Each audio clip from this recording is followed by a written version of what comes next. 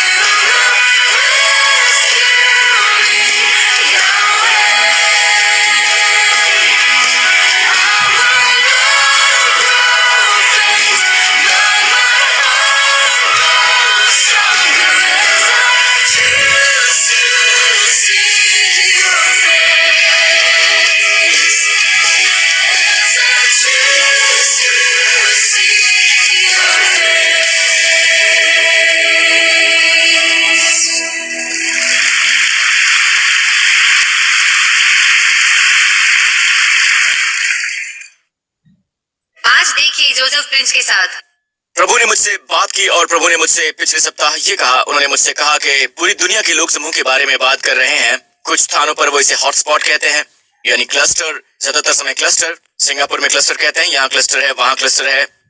और प्रभु कहते हैं कि जहाँ इसका संबंध अपयश से है, जहाँ इसके मायने होते हैं एक तरह से भय जो कि बुरा है उसे प्रकट करने का, आमीन, एक समूह है, वहां एक समूह है। परमेश्वर कहते हैं तुम उसे बदलने वाले हो। वो पूरी दुनिया में समूह बनाने वाले हैं, आशीषों के समूह। और अब पूरी दुनिया में बहुत तरह के समूह हैं। पूरे सिंगापुर में, पूरी दुनिया में लोग समूह के प्रति संवेदनशील हो रहे हैं। पूरी दुनिया में लोग हो रहे हैं। मैं दिखाना चाहता हूँ उन्होंने मुझसे कैसे बात की जब मैं प्रभु के साथ समय बिता रहा था, और कैसे उन्होंने मुझसे इस समूह के बारे में बात की। और वो मुझे गिनती 13 के इस शास्त्रांश पर लेकर आए जिसमें लिखा है, वो आए मिस्र की संतानों, उन्होंने भेदियों को प्रतिज्ञा के प्रदेश का भेद लेने के लिए भेजा। वो एशकोल नामक नाले तक गए और वहां से एक डाली दाखों के गुच्छे समेत तोड़ ली और 2 मनुष्य उसे एक लाठी पर लटकाए हुए उठा ले चले गए। ये बहुत कमाल का है ना? ये कमाल के अंगूर हैं भाई। यहाँ पर एक तस्वीर है, जरा देखिए, है ना? ये अंगूर कितने ही ज्यादा बड़े थे, अद्भुत है। और वो आए, चलिए वचन पर वापस चलते हैं, एशकोल नामक नाले तक। इब्री में एशकोल का मतलब होता है गुच्छा।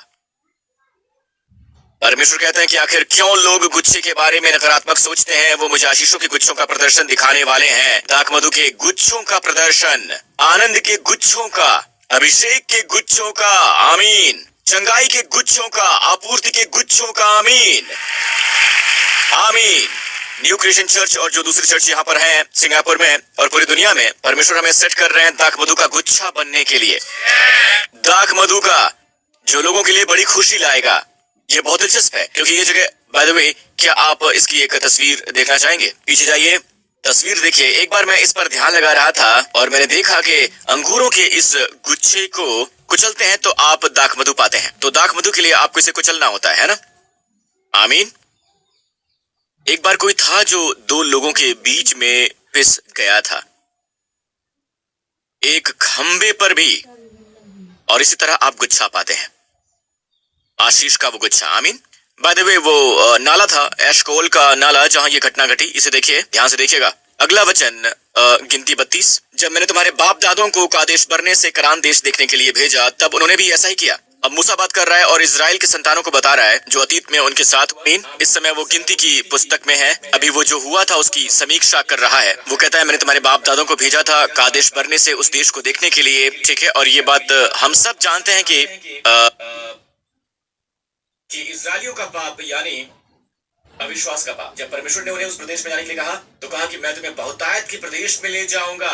ये नहीं कहा कि जिसमें दूध और मधु है, कहा जो बहुतायत में। इसमें लिखा है जिस प्रदेश में धारा बहती है, यानी बहुतायत का भाव है वहां, वो प्रदेश जिसमें दूध और मधु की धारा बह रही है। कि इजराइलियों का पाप यानी अविश्वास का पाप। जब परमेश्वर ने उन्हें उस प्रदेश में जाने के लिए कहा तो कहा कि मैं तुम्हें बहुतायत के प्रदेश में ले जाऊंगा। ये नहीं कहा कि जिसमें दूध और मधु है, कहा जो बहुतायत में। इसमें लिखा है जिस प्रदेश में धारा बहती है, यानी बहुतायत का भाव है वहां, वो प्रदेश जिसमें दूध और मधु की धारा बह रही है। तुम्हें ऐसे प्रदेश ले जाऊंगा जहां तुम उस अंगूर की बोरियों से खाओगे जिसे तुमने नहीं लगाया है, उस कुएं से पियोगे जिसे तुमने खोदा नहीं है, आमीन।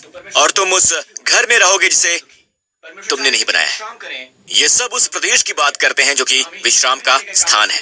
उन दिनों ये एक प्रकार की आशीष थी और परमेश्वर चाहते थे कि उनके लोग उसमें रहें। और जब लोगों ने जाने से इनकार कर दिया और विश्वास नहीं किया कि उन्हें परमेश्वर वहां ले जाने के काबिल हैं, तो परमेश्वर बहुत दुखी हो गए, बहुत दुखी। परमेश्वर चाह रहे थे कि हम विश्राम करें और हमने इनकार कर दिया, आमीन। पूरे किए गए कामों से विश्राम करने पर इनकार कर दिया। विश्राम हमारा प्रतिज्ञा का प्रदेश है। हम कैसे जानते हैं? इब्रानियों 4 में लिखा है, जब मैंने क्रोध में आकर शपथ खाई। वो इसी घटना का हवाला दे रहा है कि वो मेरे विश्राम में प्रवेश करने ना पाएंगे। मेरे प्रदेश में कहने के बजाय इब्रानियों 4 में वो हमें प्रतिरूप दिखाता है। हर नई चुनौती के साथ आपकी प्रतिक्रिया होती है, आप इसे कर सकते हैं, मैं इसे आप पर छोड़ता हूं, आमीन। और आपकी स्थिति, आपकी आशीष की स्थिति शुरू होती है विश्राम के साथ। बाय द वे, मैं पहले आपको वो वचन दिखाना चाहूंगा जहां घटित हुआ था। जब वो एशकोल नामक नाले के पास गए और उस प्रदेश को देखा, गौर करें वो कहाँ थे? उन्हें कादेश बरने से भेजा गया था। तो हम इसे कादेश बरने के पाप के रूप में जानते हैं, पर वो कादेश बरने के दानव की ओर नहीं देख रहे थे। वो उसे नहीं देख सकते, उन्हें उस पार जाना होगा, आप समझ गए। पर वो कहाँ थे जब उन्होंने दानव को देखा? वो एशकोल नामक नाले में थे। तो वहां एक विकल्प है। उनमें से 10 भेदियों ने उस दानव को देखा और उनमें से 2 ने देखा झुंड को। यह आपकी पसंद है, आमीन। तो गौर करें, वो एशकोल नामक नाले में थे। उन्होंने उस प्रदेश को देखा, पर उन्होंने इजराइल की संतानों के मन को निराश किया ताकि वो उस प्रदेश में ना जाएं जिसे प्रभु ने उन्हें दिया था। तो दोस्त, हमारी स्थिति शुरू होती है विश्राम के साथ। अब हम उस प्रदेश में हैं। हम उस प्रदेश में जाने की कोशिश नहीं कर रहे हैं, हम उस प्रदेश में हैं। शैतान इन्हीं तरीकों से आपके जीवन में काम करता है, कष्ट लाता है, परेशानी लाता है, चिंता लाता है। तो जब भी आप लगे कि आप कष्ट से भरे हैं, परेशानी से भरे हैं, तो रुक जाइए, यीशु के नाम पर रुक जाइए, शांत हो जाइए और यहाँ ये शब्द है शांत हो जाइए, शब्द रफा यानी विश्राम। रफा शब्द प्रारूप है शब्द रफा का, जिसका मतलब है चंगाई। रफा के लिए रफा का मूल शब्द है, इसका मतलब होता है विश्राम। कई बार शैतान हमला करता है क्योंकि हमने एक तरह से शैतान को हमला करने दिया है। यदि आप अपने आत्मा को परमेश्वर के वचन का पोषण देने में लापरवाही करते हैं तो आप खुद पर हमला करने के लिए खुला छोड़ रहे हैं, आमंत्रित करने के लिए रहे हैं। इसे समझिए, शब्द हमला उदाहरण के लिए है, ध्यान। इसे समझिए, शब्द हमला उदाहरण के लिए है, ध्यान दीजिएगा। चलिए मैं आपको वचन से समझाता हूँ। चलिए मैं आपको वचन से समझाता हूँ। अमालेकी आए, इन्हें निर्गमन 17 दिखाई। अब अमालेकी आकर रपीदीम में इजरायलियों से लड़ने लगे। ये शब्द लड़ना है, शब्द लाखैम। मैं आपको शब्द लाखैम दिखाना चाहूंगा। लाखैम का उच्चारण इस तरह से होता है, दाएं से बाएं, इब्री में लमेट खैट मैम, लाखैम। कहिए लाखैम। ये शब्द है लड़ाई। शत्रु आता है और आपसे लड़ाई करता है। अक्सर इब्री में शब्द में जवाब भी निहित होता है। लड़ाई के लिए जवाब क्या है? ये शब्द है लड़ाई के लिए जवाब क्या है? ये शब्द है लखैम। वही स्पेलिंग। लखैम का मतलब होता है रोटी यानी खिलाना। जब आप खिलाते हैं आप लड़ रहे होते हैं। भजन संहिता 23 याद है ना कि प्रभु हमारे लिए क्या करता है? हमारे शत्रुओं के बीचों बीच, आपको याद है, हमारे शत्रुओं के सामने वो क्या करता है? वो मेज बिछाता है। वो हमारी उपस्थिति में हमारे सामने मेज बिछाता है, अनुपस्थिति में बिल्कुल नहीं। जबकि आपके लक्षण अभी भी आपके शरीर पर हमला कर रहे हैं, जबकि आर्थिक समस्या अब भी आपके सामने घूर रही है, जबकि आपका बेटा अब भी व्यसन के अधीन ही है, जबकि आप अभी भी स्वयं पापमयी आदत से संघर्ष कर रहे हैं और आपको विजय मिलती दिखाई नहीं देती है।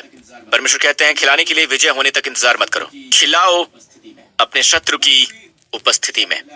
बाय द वे, शब्द लखैम का मतलब होता है लड़ाई। लखैम का मतलब होता है रोटी। ठीक है, हम उस रोटी को जानते हैं। मेरा मानना है कम्युनियन के बारे में भी बहुत कुछ कहता है ये। जब हम ग्रहण करते हैं तो हम लड़ रहे होते हैं, पर इस समय के दौरान भी जिस तरह से आप वचन में ज्यादा समय बिताने के लिए लड़ रहे होते हैं, परमेश्वर का वचन सुनने के लिए, आमीन, पॉडकास्ट सुनने के लिए। मुझे नहीं पता है कि अब लोग पॉडकास्ट सुनते हैं कि नहीं सुनते हैं। डिजिटल पर आप ये सुनते हैं इस वचन को, आमीन, प्रभु की स्तुति हो। सुनिश्चित करें कि ये वचन हो शास्त्रांश पर और मसीह केंद्रित भी हो, आमीन।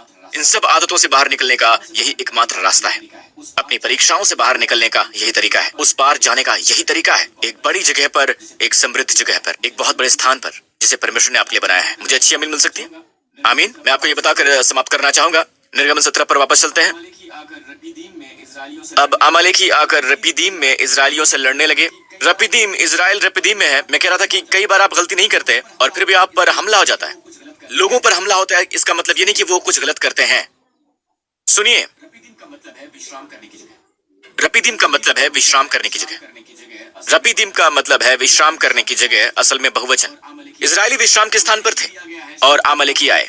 अमल किया गया है शब्द अमल से। अमल का मतलब है, सुनिए, अमल का मतलब है तकलीफ देह तनावपूर्ण श्रम, मतलब कि तनावपूर्ण परिश्रम। अमलेकी आए हमला करने के लिए, आमीन। अमलेकी आए हमला करने के लिए।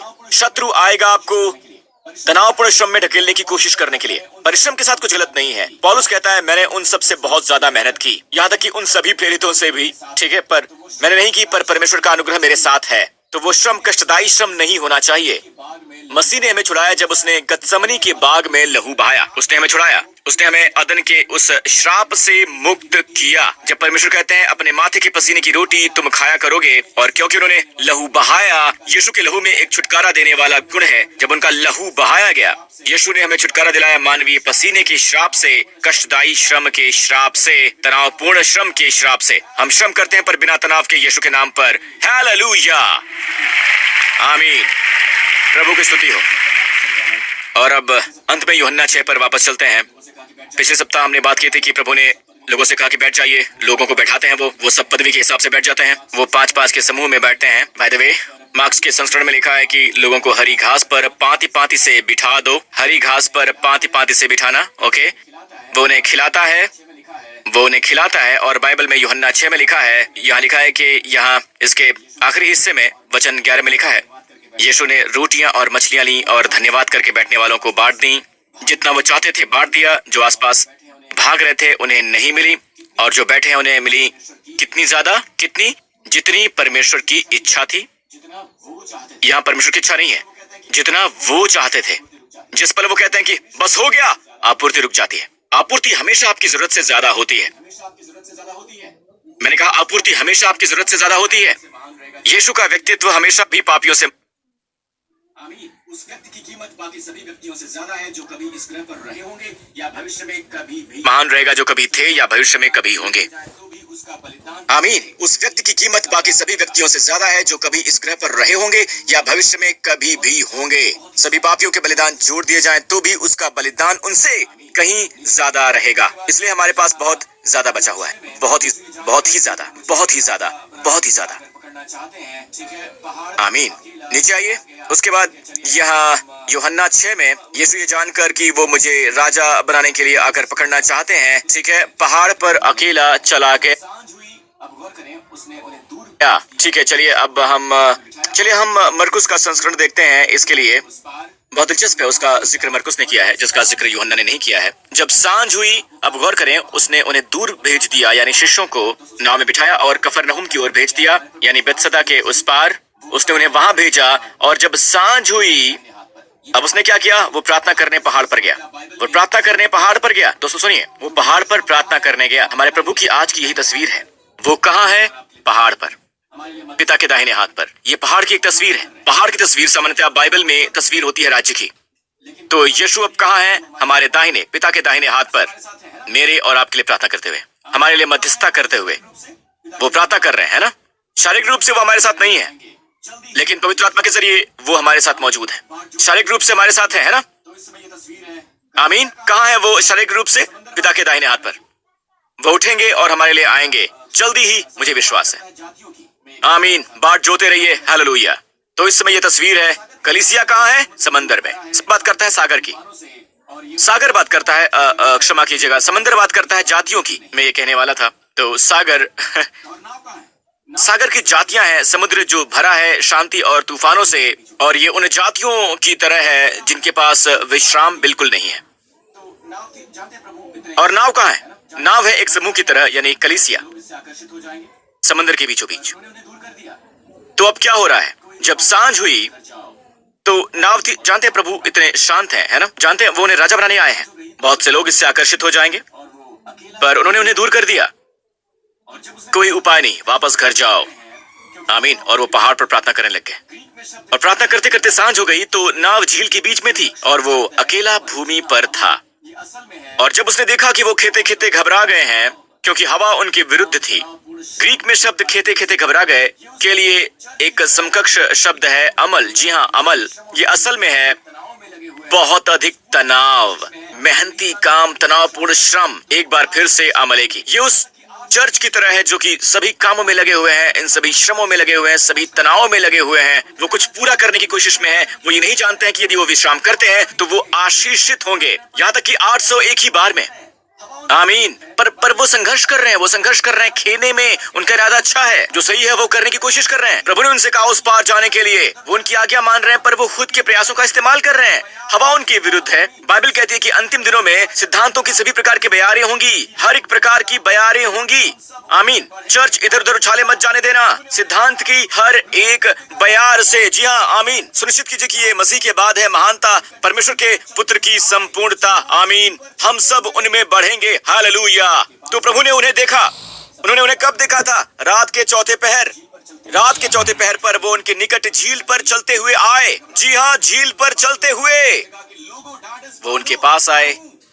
सबसे अंधकार के समय तुम बिल्कुल मत डरो। झील पर चलते हुए उनसे आगे निकल जाना चाहते थे। अब नीचे आ जाइए। क्योंकि सब उसे देखकर घबरा गए तो उसने तुरंत उनसे बात की और कहा, उसने कहा कि लोगों ढांढस बांधो, मैं हूं, डरो मत, तुम बिल्कुल मत डरो। पता है इब्री में उनसे कहा कि उन्होंने उनसे अरामिक में बात की होगी। इब्री में उन्होंने ये कहा होगा, मैं हूँ। क्या ये आनी हूँ, मैं हूँ। जानना नहीं लगता है? जरा इन्हें इब्री का नया संस्करण दिखाइए। मैं क्या कहूँ? उन्होंने उनसे कहा कि मैं हूँ, भयभीत मत हो, मैं हूँ। क्या ये जाना पहचाना है? ये जाना पहचाना नहीं लगता है? मैं हूँ। प्रभु की स्तुति हो। मैं क्या कहूँ कि मुझे किसने भेजा है? पूछा। चाहते हो, उनसे कहना, मैं जो हूँ सो हूँ।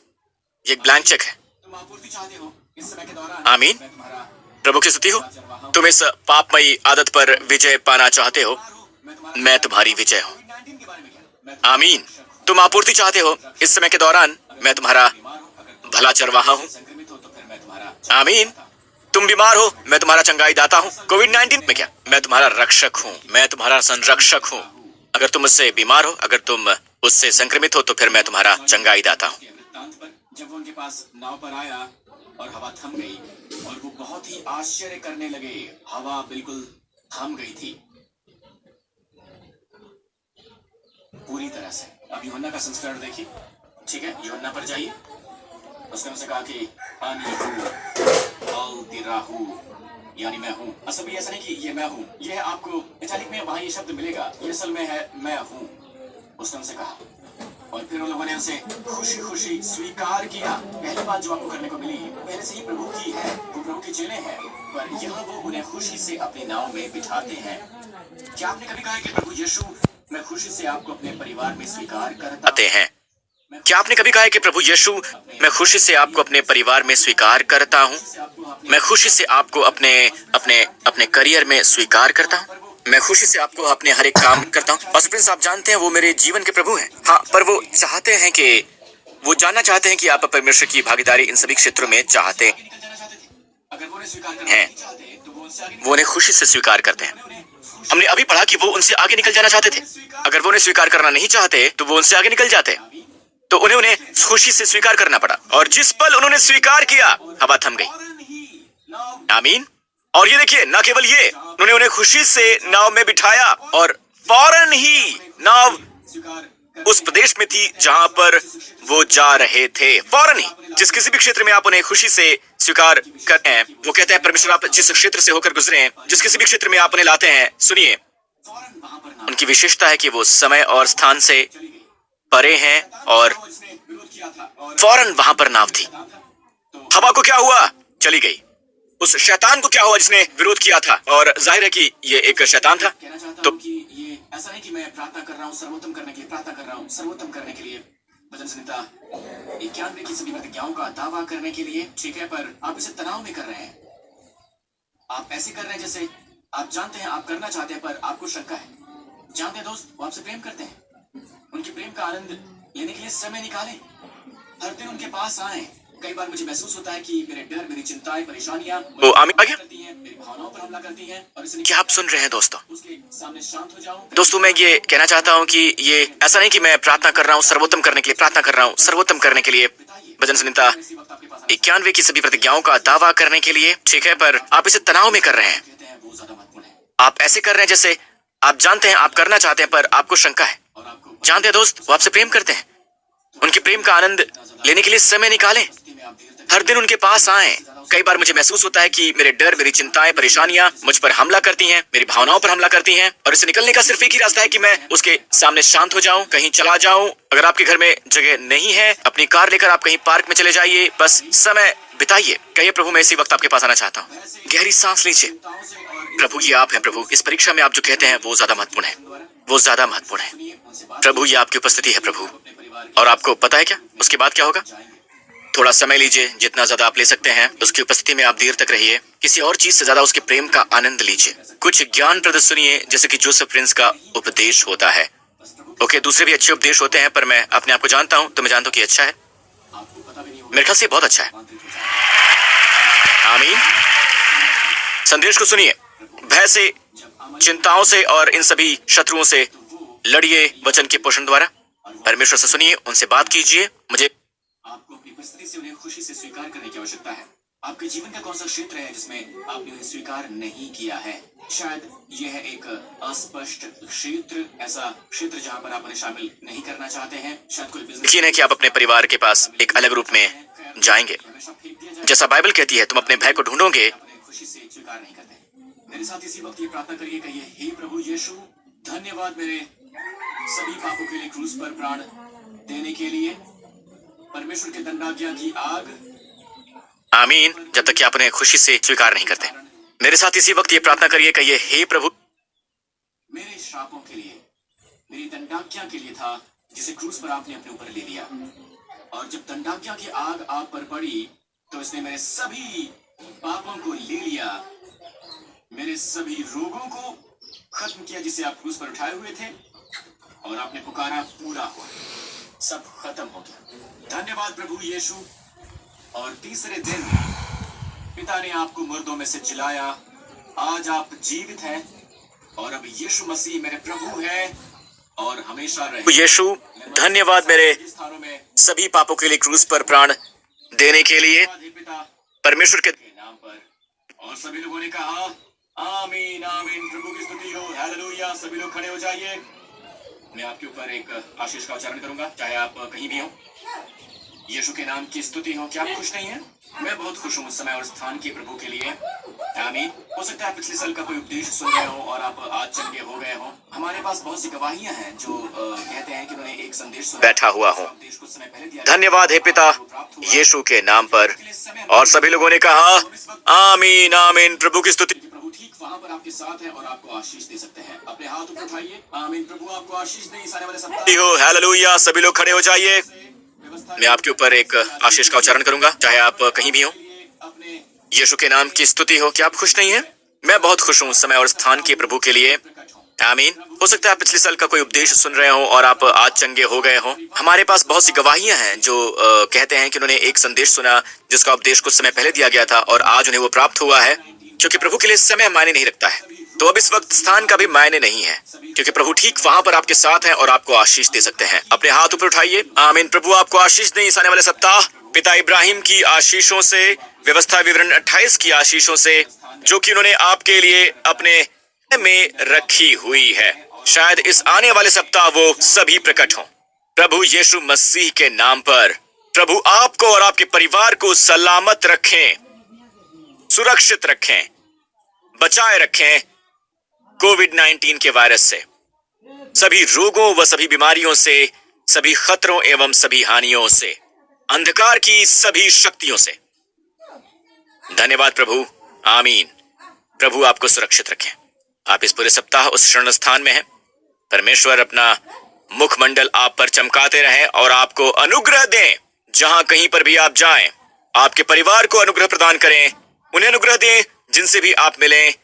प्रभु आपको अनुग्रह और आशीष दें।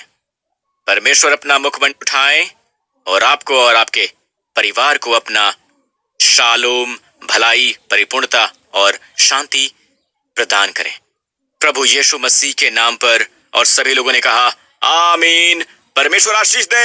हम फिर मिलेंगे, लेकिन तब तक आप ये याद रखिएगा, प्रभु इस पूरे सप्ताह आपके साथ में है। धन्यवाद।